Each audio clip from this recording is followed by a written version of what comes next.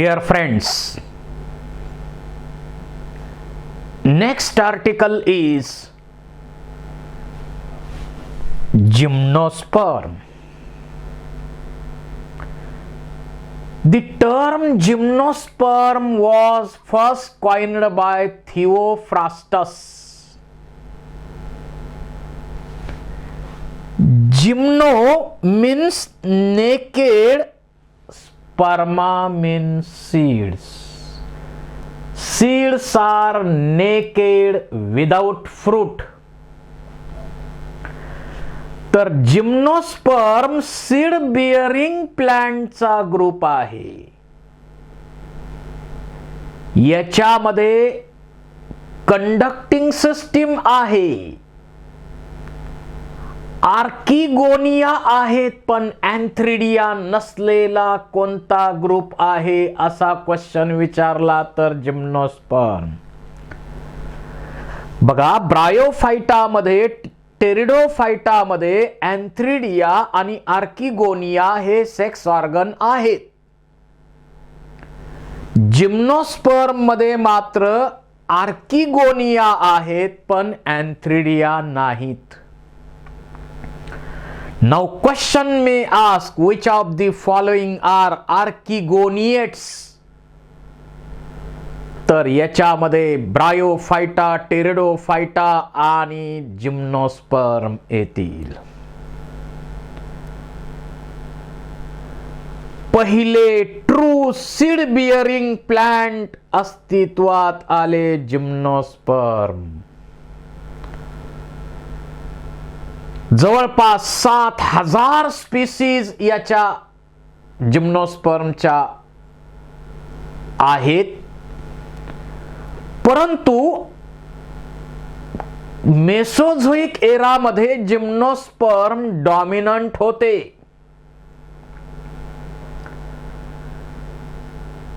त्यापैकी बरेचसे जिम्नोस्पर्म नष्ट झाले आणि आज फक्त 725 लिव्हिंग मेंबर असलेला सर्वात छोटा ग्रुप बनून राहिला gymnosperm. So it is smallest living group of kingdom Plantae.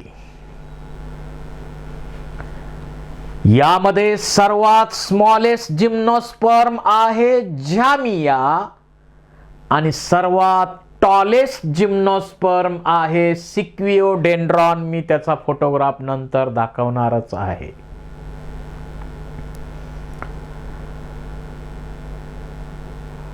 गिंगो बायलोबा याला लिव्हिंग फॉसिल म्हणायचं, कारण हा मेंबर पॅलिओझोइक एरा मध्ये होता, मेसोझोइक एरा मध्ये होता आणि आता सिनोझोइक एरा मध्ये सुद्धा आहे. जपान, कोरिया या भागात तो आढळतो. मेडियन हेअर ट्री असं पण त्याला नाव आहे. लिव्हिंग फॉसिल म्हणतो आपण. आणि मेडिसिनल इम्पॉर्टन्स आहे. डायजेस्टिव्ह डिसऑर्डर वरती त्याचा वापर केला जातो आज.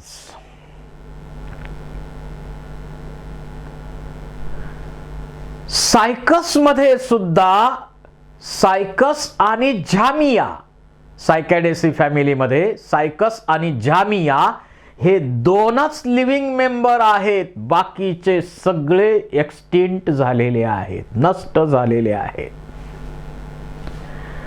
इथं जो फोटोग्राफ दाखवलेला आहे हा सायकसचा फोटोग्राफ आहे. हा सायकसचा कोण आहे, मेल कोण आहे सायकसचा. Gymno means naked, sperma means seeds. Gymnosperms are plant in which ovules are not enclosed by ovary wall. तिथं ओव्हरी नाही आहे, त्यामुळे फ्रूट नाही आहे आणि त्यामुळे सीड्स नेकेड आहेत. Seeds that develop post fertilization changes are not covered by any covering. These are naked seeds. हे सायकस प्लांट आहे. सायकसचे ओव्ह्यूल्स असे आहेत आणि फर्टिलायझेशनच्या प्रोसेस नंतर त्या ओव्ह्यूलचं कन्व्हर्जन सीड मध्ये होतं. नेकेड सीड्स ही या जिम्नोस्पर्मची महत्वाची कॅरेक्टरिस्टिक फीचर आहे.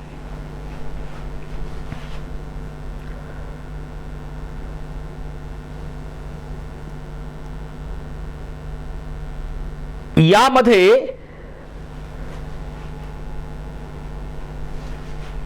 जिम्नोस्पर्म जे इथं तुम्हाला ओव्ह्यूल दिसतो आणि अँजिओस्पर्मचा ओव्ह्यूल दिसतो.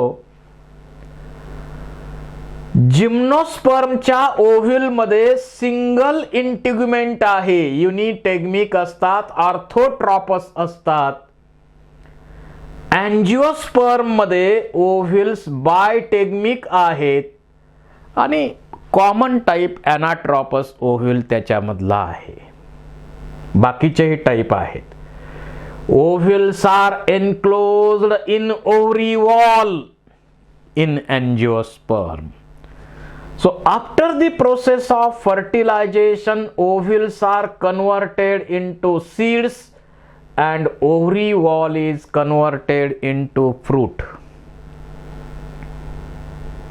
Angiosperm मध्ये असं आहे. इथं फक्त युनिटेग्मिक ऑर्थोट्रॉपस ओव्ह्यूल आहे, त्यामुळं यापासून सीड तर बनतात पण फ्रूट बनत नाही जिम्नोस्पर्म मध्ये. हा जिम्नोस्पर्म आणि अँजिओस्पर्मच्या ओव्ह्यूल मध्ये डिफरन्स आहे. जिम्नोस्पर्म मध्ये आपण मगाशीच म्हटलेलं आहे स्मॉलेस्ट जिम्नोस्पर्म झामिया आणि tallest gymnosperm sequoiadendron redwood park of California या ठिकाणी हे प्लांट आहे आणि 4000 वर्षाचं लाईफ आहे या प्लांटचं. It includes medium sized tea trees or tall trees and shrubs. Gymnosperm मध्ये सिक्विया giant redwood is the tallest tree species in world. आता जिम्नोस्पर्मचे जे मेंबर्स आहेत ते टेम्परेट रिजन मध्ये राहतात. They are also adapted to survive in dry climatic conditions or desert conditions. जसं cycas dessert साठी modify झालेला आहे. आपल्याकडं मोरपंकी थुजा नावाचं जिम्नोस्पर्म गार्डन मध्ये आपण डेरेदार प्लांट म्हणून कल्टिवेट करतो. वेगवेगळ्या ठिकाणी आपण हॉटेल किंवा गार्डन मध्ये गेल्यानंतर सायकस हे ऑर्नामेंटल प्लांट म्हणून कल्टिवेट केलं जातं, पाहतो आपण. क्रिसमस ट्री हे क्युप्रेसस, पायनस, सायकस हे सगळे जिम्नोस्पर्म्स आहेत. या जिम्नोस्पर्म मध्ये जी रूट सिस्टीम आहे ती टॅपरूट सिस्टीम आहे. परंतु पायनसचे जे रूट्स आहेत त्या पायनसच्या रूट बरोबर असोसिएटेड आहे मायकोरायझा रूट फंगस आणि रूट फंगस असोसिएटेड आहे पायनसच्या रूट बरोबर. It increase the area of absorption, protect the root and solubilise the phosphate. So roots of pinus show association of mycorrhiza. इथं mycorrhiza पाहायला मिळतो आपल्याला पायनस मध्ये. पायनस मोठ्या प्रमाणावर आपल्याला उटी या भागात पाहायला मिळतो.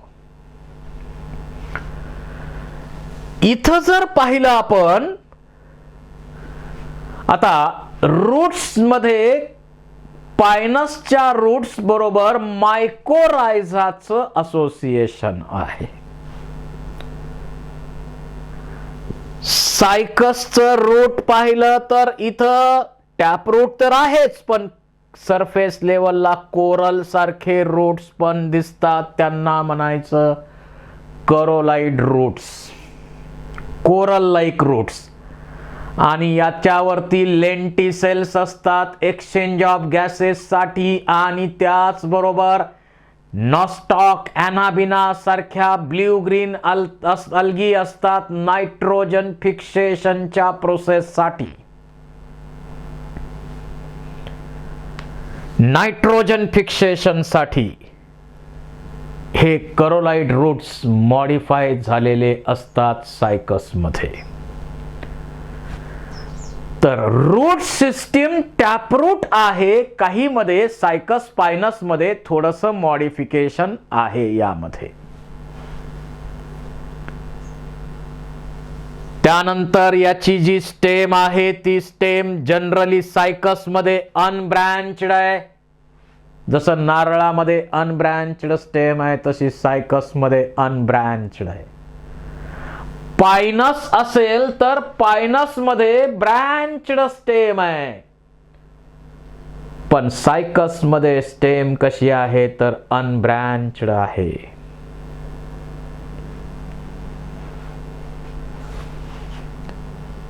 लीव्स आर सिंपल और compound.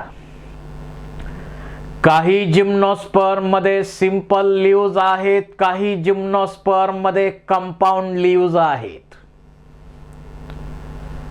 They are well adapted to withstand extreme temperature, humidity and wind. In cycas, pinnately compound leaves persist for few years. In conifers, Pinus, Cedrus, needle-like leaves reduce the surface area. Their thick cuticle and sunken stomata helps to reduce the rate of transpiration or water loss. इथं सायकसचे leaves पाहिले तर ते thick असतात, म्हणजे dry condition मध्ये survive होण्यासाठी modify झालेले आहेत. पायनसचे लीव्स सुद्धा नीडल लाईक दिसतात, म्हणजे वॉटरचा लॉस मिनिमाइज करण्यासाठी प्रयत्न यांच्यामध्ये सुद्धा केलेला आहे. सरफेस एरिया कमी केलेला आहे, संकन स्टोमाटा आहेत. ट्रान्सपिरेशन म्हणजे वॉटरचा लॉस प्लांट मधून कमी व्हावा यासाठी हे मॉडिफिकेशन आहे. स्टेम मध्ये सेकंडरी ग्रोथ आहे रूट आणि स्टेम मध्ये. व्हॅस्क्युलर बंडल्स कंजॉइंट, कोलॅटरल आणि ओपन व्हॅस्क्युलर बंडल आहेत, त्यामुळे सेकंडरी ग्रोथ डायकॉट आणि जिम्नोस्पर्म मध्ये पाहायला मिळते.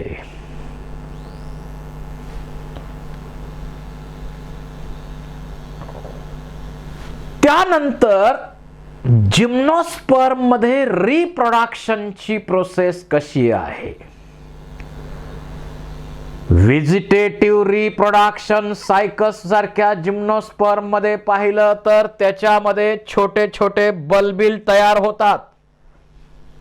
आता हे सायकस प्लांट आहे, मेल कोन तर डेव्हलप होतो, पण या स्टेम वरती छोटे छोटे बल्बिल तयार होतात आणि या बल्बिलच्या साहाय्यानं इथं असे छोटे छोटे बल्बिल तयार होतात.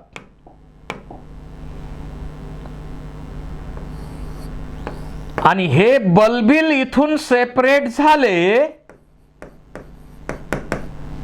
की त्याच्यापासून नवीन प्लांट बनणार. त्यानंतर इथं सेक्शुअल रिप्रोडक्शन प्रॉमिनंट मेथड आहे. सायकस किंवा सायकस मध्ये स्पेशली डायोसियस कंडिशन पाहायला मिळते. मेल प्लांट वेगळं, त्यावरती मेल कोन, आणि फिमेल प्लांट वेगळं, त्यावरती फिमेल कोन किंवा मेगास्पोरोफिल. पण पायनस मध्ये पाहिलं तर दोन्ही टाईपचे कोन्स एकाच प्लांट वरती असतात, म्हणजे ते मोनोसियस आहेत. पायनस मोनोसियस आहे, सायकस डायोसियस आहे.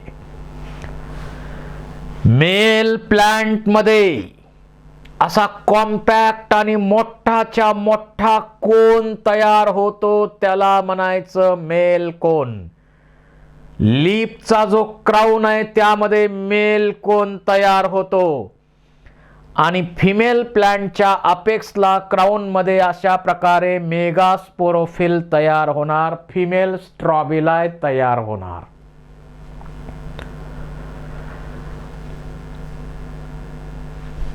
आता मेल कोनचं स्ट्रक्चर जर आपण एनलार्ज केलं तर त्याच्यामध्ये एक सेंट्रल ऍक्सिस असतो आणि सर्व बाजूंना मायक्रोस्पोरोफिल सर्व बाजूंनी डेव्हलप झालेले असतात.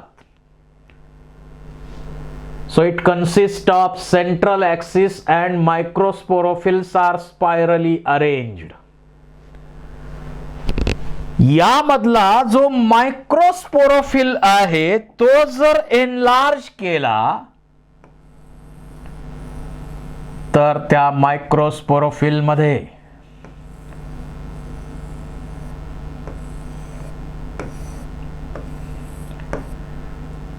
असा वरती स्टराइल पार्ट आहे, त्याला आपण ॲपोफायसिस म्हणतो.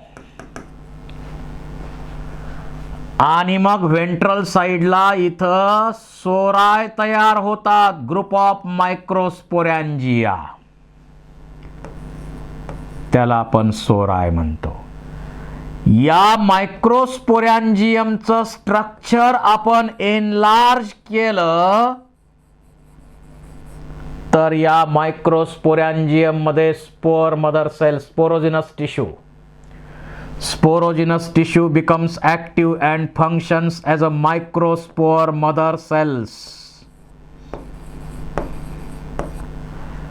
आणि प्रत्येक मायक्रोस्पोर मदर सेल मध्ये मिओसिस डिव्हिजन होणार आणि प्रत्येकापासून 1, 2, 3, 4 मायक्रोस्पोर्स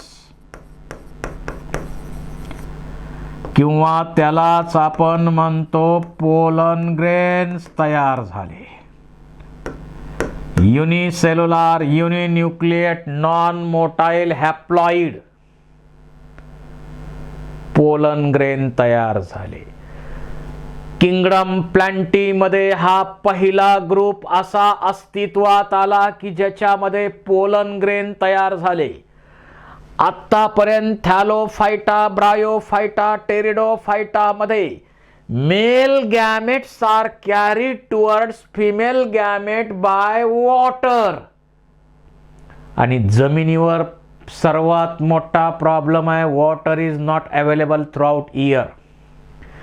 मग male reproductive cells female reproductive cell पर्यंत पोचवायच्या आहेत. त्याच्यासाठी नवीन मेथड शोधली जिम्नोस्पर्म आणि अँजिओस्पर्मनी, पॉलिनेशन. आणि वर हवेतूनच पोलन ग्रेन नेले जातात, मेल रिप्रोडक्टिव्ह सेल कॅरी केल्या जातात, त्यालाच आपण पॉलिनेशन म्हणतो, ट्रान्सफर ऑफ पोलन ग्रेन्स. तर जे process of fertilisation takes place in presence of water only, male gametes carried towards female gamete by water in thallophyta, bryophyta, pteridophyta. ह्या problem यांनी solve केला हा प्रॉब्लेम जिम्नोस्पर्मनी. त्याच्यावरती पर्याय म्हणून पॉलिनेशन प्रोसेस डेव्हलप केली. पहिली पॉलिनेशनची प्रोसेस कुणामध्ये सुरू झाली तर जिम्नोस्पर्म मध्ये, आणि सर्व जिम्नोस्पर्म मध्ये ॲनिमोफिली म्हणजे विंड पॉलिनेशन आहे.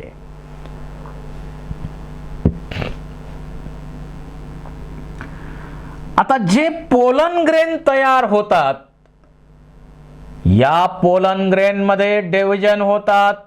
पहिली प्रोथॅलियल सेल आणि एन्थ्रिडियल सेल तयार होणार. त्यानंतर प्रोथॅलियल सेल तशीच राहणार. पुन्हा एन्थ्रिडियल सेल डिवाइड होणार आणि 3 सेल्ड कंडिशन निर्माण होणार. व्हिजिटेटिव्ह सेल, जनरेटिव्ह सेल आणि प्रोथॅलियल सेल अशी 3 सेल्ड कंडिशन झाल्यावर पॉलिनेशन होतं. पुढं व्हिजिटेटिव्ह सेल तशीच राहणार, प्रोथॅलियल सेल तशीच राहणार, पोलन ट्यूब तयार होणार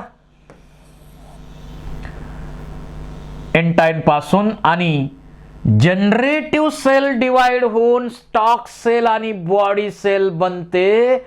आता त्यातली स्टॉक सेल तशीच राहणार आणि बॉडी सेल पासून बनणार 2 टॉप शेप्ड भोवऱ्याच्या आकाराचे मेल गॅमेट्स तयार होतात. नेकेड आयनं मेल गॅमेट सायकसचे पाहू शकतो, म्हणून आपण म्हणतो लार्जेस्ट मेल गॅमेट कोणाचे? सायकसचे. टॉप शेप्ड आहेत, मल्टीसिलिएट आहेत हे. आता सिलिया आहेत म्हणजे मोटाईल आहेत ते. मोटाईल असल्यामुळं इथं झूऑइडोगॅमी आहे.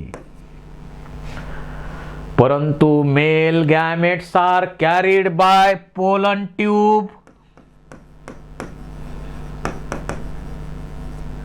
म्हणून याला आपण म्हणतो सिफोनोगॅमी. तर cycas is a transition phase from zooidogamy to siphonogamy. कारण पुढे अँजिओस्पर्म मध्ये मेल गॅमेट